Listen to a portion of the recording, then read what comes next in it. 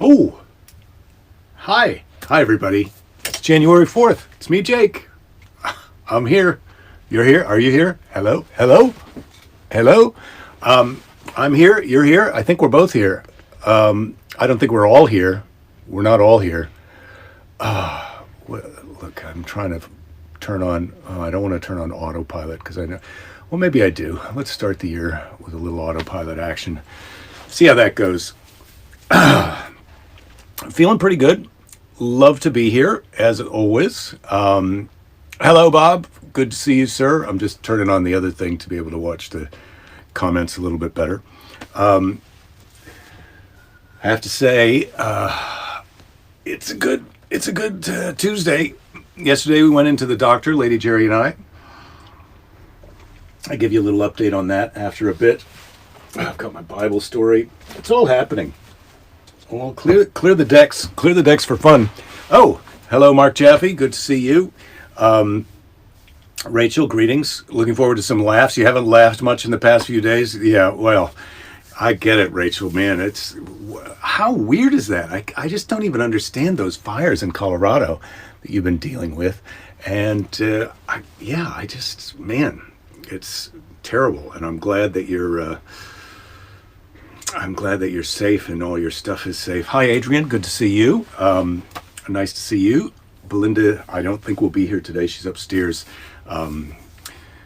recuperating from a big day yesterday. We went into the doctor and I gotta turn this autopilot off on the thing. It's just too much. Oh, that's not what I meant to do. Is it? That's not what I meant to do. So yeah, we went into the, oh boy, okay, what do you do here? Now the autopilot doesn't want to turn off. Oh boy. There we go. I think now it's turned off. We'll see. We'll see what happens. Dave, thank you thinking about me and my bride. Yeah, I can't wait to tell you. Todd, good to see you. So yesterday we went into the doctor and Lady Jerry and I went into the doctor for her doctoring. And we were told that her immunity now is at a level where she's out of the super dangerous woods. I've still been said no jiu-jitsu right now. Sharon, hello. No jiu-jitsu right now, and I think I'm probably going to take that off till I get back from this gig that I've got in Boston later in the month, just because I don't want to. I don't want to test. I got to go make that money. I got to go do that gig, have that fun, ride that airplane, and get paid. And so I don't want to jeopardize that, not to mention the health of the people that I'm going to be around while I'm there. But I look forward to the idea of, I look forward to the possibility, which I think is going to happen, of getting back on the mat before the end of the month. So that's good. Happy New Year, Flavia. Good to see you. So Lady Jerry is doing well, above average. The prognosis is good, as usual. We did hear again that her form of multiple myeloma was quite aggressive because of her young age, her youthful age. So that's, you get a compliment and a punch in the stomach at the same time. And who doesn't love that? Who doesn't love a nice compliment when they're getting punched in the stomach? Bob, you wish my gig in Boston was open to the public. Boy, I wish I had a gig in Boston open to the public too, but that's going to have to be later in the year as far as that goes. And then, right now I can't even figure out how scared I should. Well, this has been the whole pandemic. How scared should I be? As far as myself right now, if I'm not worried about Lady Jerry, I'm not super scared of this Omicron. I'm triple vaccinated, and it doesn't seem so severe for people like that, healthy people like me who are in that situation. But at the same time, who wants to get sick? Not me. I don't. So, yeah, Lady Jerry's doing well. She's resting right now. I had a big day today. Obviously, I did not do jiu-jitsu, but I went and had coffee with one of my jiu-jitsu friends this morning at a distance. And then I went for a big bike ride, 18-mile bike ride, and I fell off the bike. Oh my God. They've got these they got these. They say it's a pilot program, a test program for a year in Culver City, where they put between the regular car traffic and the bike path, they put these, those things at the front of parking spaces in parking lots to keep you from driving through, where you hit your wheel against it. So that size of a cement berm in between the car part and the bike path, and then there's breaks in there where you could go through. But because of the way they have it painted, I didn't see that thing. So I went right up against the border of the bike path, and it just flipped the bike on its side, and I flew off this way. I hit hands first, and then this elbow and my knee on this side, and went skidding kind of onto my back. It was I wish I'd been riding with someone. I wish there was video of this, because thank God I'm okay. But it must have been completely spectacular. It just, obviously I didn't know what was going on, because I didn't see the thing that I hit. Like, if you get caught in a railroad track, you know what's happening when your wheel gets caught and you're flipped. But I had zero. I was riding, and I checked back to make sure I wasn't going to get hit by a car, and then I hit that berm and flew off, and went upended over the handlebars and sideways, kind of. And I'm lying on the ground, and I hear a guy go, "Are you okay?" And I don't think he saw it. He must have just heard it and then looked over, because it was some guy. There's a car dealership right there, and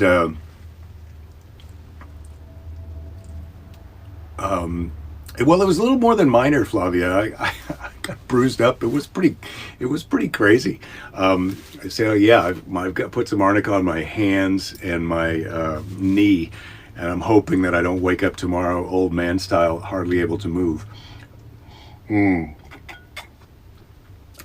David, good to see you. Yes, starting off the year with a daily briefing. Yeah, I did I bounced and rolled, and I'm okay. But man, it was crazy. Bike falls hurt the older you get. Rich, yes, well, so true. Everything hurts more the older you get. But I am okay overall. I am okay overall. So that happened today. But I did my 18-mile bike ride. That happened in the middle of that 18-mile, like 10 miles in. So I still had to ride home from there. So that was a crazy thing that happened today. And then my plan was to do the bike ride and go in the ocean. So I did that. And the ocean is quite a bit colder because we've been having some winter. The bike is good. As far as I can tell, I'm going to take it in and have my friend who sold it to me, take a look at it to make sure it's not fractured in some way that's going to cause a disaster the next time I go for a bike ride. But I think the bike is fine. I mean, basically, it hit that berm on the tires and then flipped up. And then when it came down, it's very light, so it didn't hurt me, but it came down on top of me. It didn't bang. I thought I would have skinned the seat or something, would have gotten scraped, but it looked fine and rode fine on the ride home. So the bike's okay, and I'm going to be okay. And we'll see. The ocean was cold, and it was good because I immediately, instead of icing my physical traumas, I went into the cold ocean and did that for 10 minutes, and that was refreshing. As always, you always feel better when you come out than you did when you went in.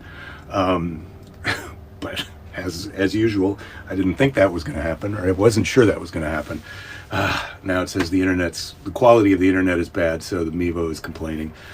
I like the Mevo because it gets a wider shot, but I don't like the Mevo because it seems to glitch on the internet. So those are the two things. Was I wearing a helmet, Todd? Yes, I was. I was wearing a helmet. I've got an awesome gold helmet that just prior to the accident, well, probably 10 minutes prior to the accident, I went by this tiny kid on a tiny bike with his mom, and I had stopped to drink some water. And this kid goes, "Nice helmet." So I was wearing my nice helmet. Little boys like it, and so I like it. So that was good. So I was wearing the helmet, unscathed, and now it's time. It's overdue time. It's overdue time for the children's illustrated Bible story of today. Golden Domer, yes, you're right, Bob. So today's children's Bible story, and usually I read these things ahead of time, but my neighbors, I had all those things that I just told you happened today, and my neighbor's having a shed built in the backyard, and so I had to go over and see the shed, and the show kind of snuck up on me, so I haven't read today's story, but it's just a one-pager, because last week's was a three-pager. So today's one-pager is Belshazzar's Feast. Belshazzar, the new king of Babylon, man, they got a high turnover there in Babylon, gave a great feast. He gave orders that the gold and silver cups, which his father Nebuchadnezzar, who we've heard of, had plundered from the temple in Jerusalem, should be used as goblets for wine. And I think we can all see where this is going. It wasn't so nice for the Babylonians to pillage and enslave the Israelites, and now to add insult to injury, they're hosting a party and they're using the cups that he's pillaged from Jerusalem. As Belshazzar and his friends shouted and laughed and drank toasts to their gods, which I had thought these guys had decided they were going to worship the Israeli gods from last week's episode when the three guys go into the fire and they're unscathed. But I mean, these kind of promises during Bible times, you make a promise about who you're going to worship and then you go back on it. It's outrageous. I'm having a little glass of wine after my accident. It's supposed to be good for inflammation. And I just got a text from Nigel, so I mean, maybe I'm going to see him and maybe he'll be on the show. As Belshazzar and his friends shouted and laughed and drank toast to their gods, suddenly they saw before them a hand writing on the white plaster of the wall. Just a hand. Wow, that's spooky. That'll make you set your cup down. The king turned pale, his knees shook, and in a faint voice, he called for a wise man to tell him what the words meant. What the words meant. Hey, I think I'd be going, hey, do you guys, can you see a hand writing things on the wall right now? That's weird, right? That's not a thing that happens. But that's not, he skips right past that and goes, hey, can anybody read that? Yeah, I get it. Disembodied hand. Sure, I get that.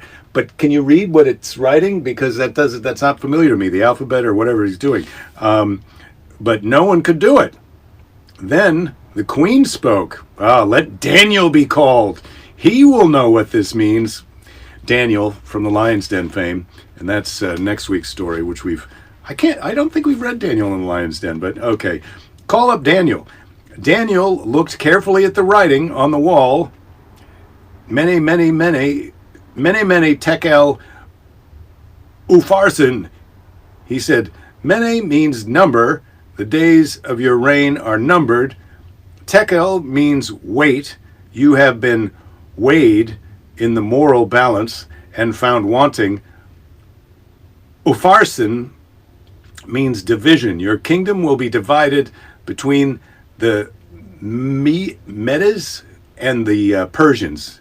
Persians we know, the Medes, I'm not sure who those are, some Mediterranean dudes. That very night, Belshazzar was put to death, and Darius, king of the Medes, took possession of the kingdom of Babylon. That's the whole story. That's the whole story.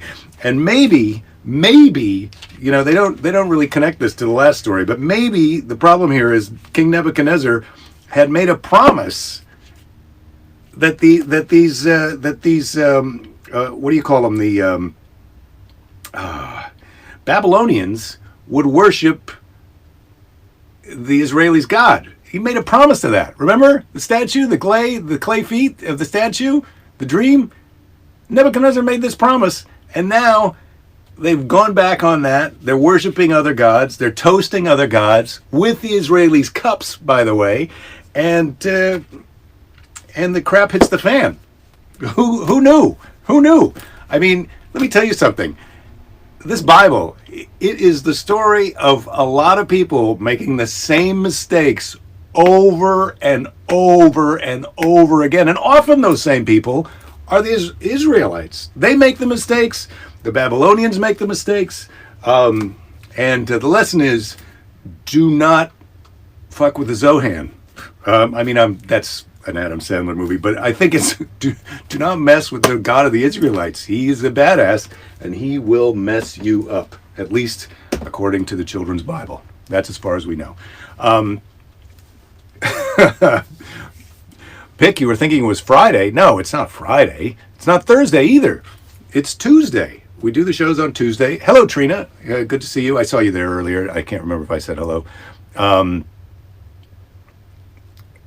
Nice helmet is code.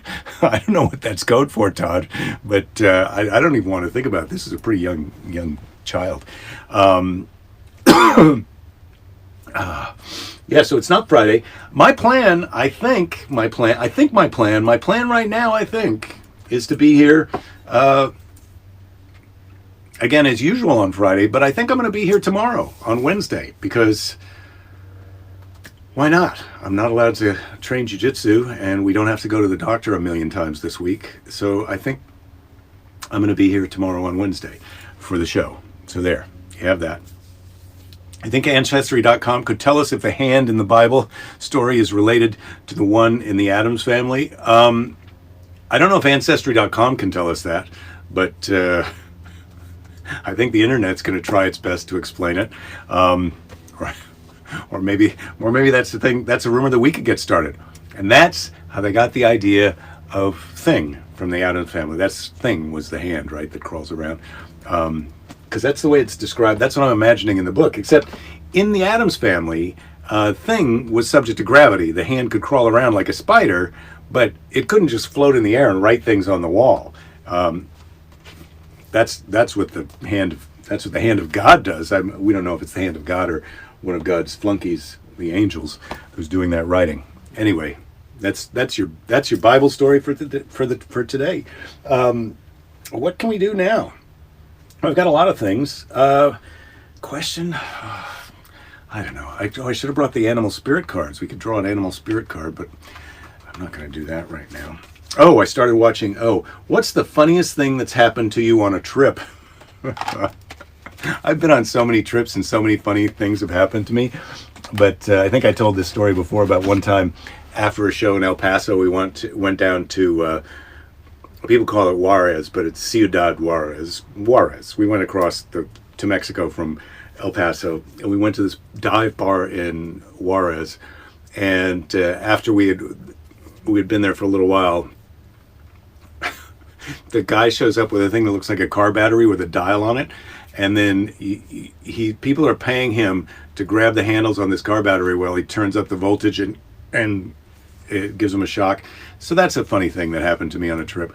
Of course, New Orleans. I mean, if you had to go home the first time a funny thing happened to you on a trip to New Orleans, I don't think you would make it actually into the city, because something at the airport or in the car on the way to town is going to cause you to have to go home. So if you want a funny thing to happen to you on a trip, in a good way, great funny time, go to New Orleans and do whatever the person driving the cab tells you to do. And that's a good idea. Is anyone else having sound issues? Yeah, I think, Pick, it's the stupid Mevo, which I've learned my lesson. The Mevo is going to be fired for tomorrow. But today, that's... Last season of This Is Us starts tonight. You're a little bummed it's ending. Am I a fan? Cindy, I haven't watched This Is Us, so maybe I need to watch that. But I'll check it out.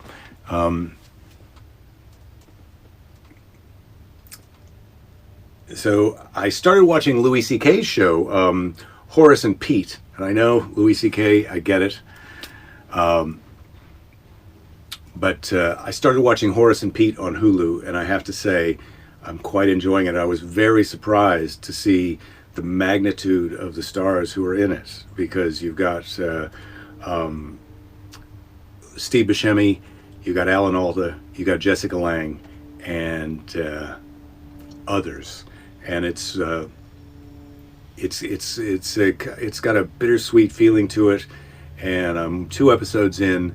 And I would say that I'm recommending it. I'm not recommending Louis C.K.'s naughty behavior, but I am recommending him as an excellent comedian. and I am enjoying this show. And I feel like he's apologized for the things he's done wrong, and who knows if he's adequately repented. That's beyond my pay grade and up to the individual to decide, but I'm enjoying it. What channel you're asking, Cindy? Are you asking about me? About Louis' show? That's on Hulu. Hulu! It's on Hulu. And it's, you just go on Hulu and you search Horace and Pete, and then you can watch it. It was formerly, when he first made it, he sold it on his website, and you paid whatever it was for the season, $10 or $12 or whatever it was. And now it's included in your subscription to Hulu. So I'm recommending it. We watched Together the other night, and I don't know that I'm recommending it, but I'm not recommending it. Ed Helms, funny. The woman who plays his co-star, should know her name. In a better prepared show with producers and helpers, I would know her name right now. She is really great, and I'm sorry I don't know her name, but Together, there's some funny parts to it, not so satisfying. We're watching Station 11 on the HBO, and we're still in. Me and Lady Jerry still in, so that I'm enjoying. And so there you go. I started watching the Mary Tyler Moore Show, not necessarily because of Betty White, but I started watching the Mary Tyler Moore Show last night also on Hulu, as it makes a nice companion piece to the Bob Newhart Show. I have to say The Odd Couple is good, but it's not as satisfying. The Bob Newhart Show is the best, still great. The Mary Tyler Moore Show kind of holds up, but pretty good. I'm liking it. I'm going to keep watching it. And I'll probably keep watching some Odd Couple, but just because I love Tony Randall and Jack Klugman. So, Patty Harrison, Scott, question mark? I need a more definitive... It's hard for me to Google while I'm doing the show, but while you're watching the show, Scott, you should be able to Google. Whatever you're watching on, use the other thing to Google, and then tell me. If it's Patty Harrison, okay. But that's what I've got for you. And what else? Well, we've got a couple more minutes to the show today. I don't have the thermometer in here, so I can't take my temperature because Lady Jerry's got that up in her bedroom in case she needs to take her temperature. Oh, you did Google it. Okay, so it is Patty Harrison then. Cindy, you watched those reruns too? They were great. Yeah, I'm finding it very comforting. I mean, right now, with all the things that are going on, the health challenges and my limited activities outside the house, it's like a little vacation back to my childhood, our childhood. Cindy, we're similar vintage. You watched Reservation Dogs over the holidays and liked it. I'm ready to watch Reservation Dogs. I'm curious about that. I'll check that out, David. A friend of mine was recommending Hentified on Netflix, so I may be trying that soon. Don't know if Lady Jerry's going to get in on that. We just have one episode left of What We Do in the Shadows, and I have to say that's been a great, funny thing to watch during the pandemic. And of course, we're going back for more Ted Lasso as soon as the taste of our prior Ted Lassos fades in our mouths.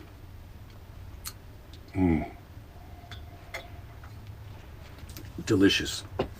All right. Well, I'm not sure. Oh, let's check the fun meter. Where am I at on the fun? Wow. Can you believe this? The fun meter. I just fell off my bike and my wife's got cancer and the fun meter is in the maximum right now. This is great news. This is the best news all day. So, I think now it's time, especially in light of the fact that we're going to do the show tomorrow. I'm not going to overstretch. And tomorrow, of course, there'll be no Mevo, so there'll be no glitching. We'll all be happy. But now it's time for Seize the Day. Seize the Day. I'm going to seize the day right now with we still have some Seize the Day 6 remaining, and Seize the Day 7 is down here waiting to get cracked open when we need it. In fact, I've had it so long here waiting in the wings that it's going to take me a minute to locate it. So Seize the Day. Today's Seize the Day is by Frederick Douglas. Oh, my wrist is starting to stiffen up already from my little trip off the bike. I prefer to be true to myself, even at the hazard of incurring the ridicule of others, rather than be false and incur my own abhorrence. So, yeah, be true to yourself and let other people hate you, as opposed to not being true to yourself and then hating yourself. That's solid advice. Love you, Sister Sue. I hope all is well in your world. I have to call our parents. Probably that's going to happen tomorrow. So, meanwhile, take care of yourselves. Take care of each other. As always, be nice to a jerk. It's the 4th day of 2022, and I have to say, so far, so good. Don't give up. There'll be plenty of time to give up later. We had a whole year, minus 4 days, to give up later. And I'm talking, then we had the year after that. So let's have a good night. Thank you, Rich. Thank you, everybody, for being here. And I'll see you tomorrow. See you, Trina.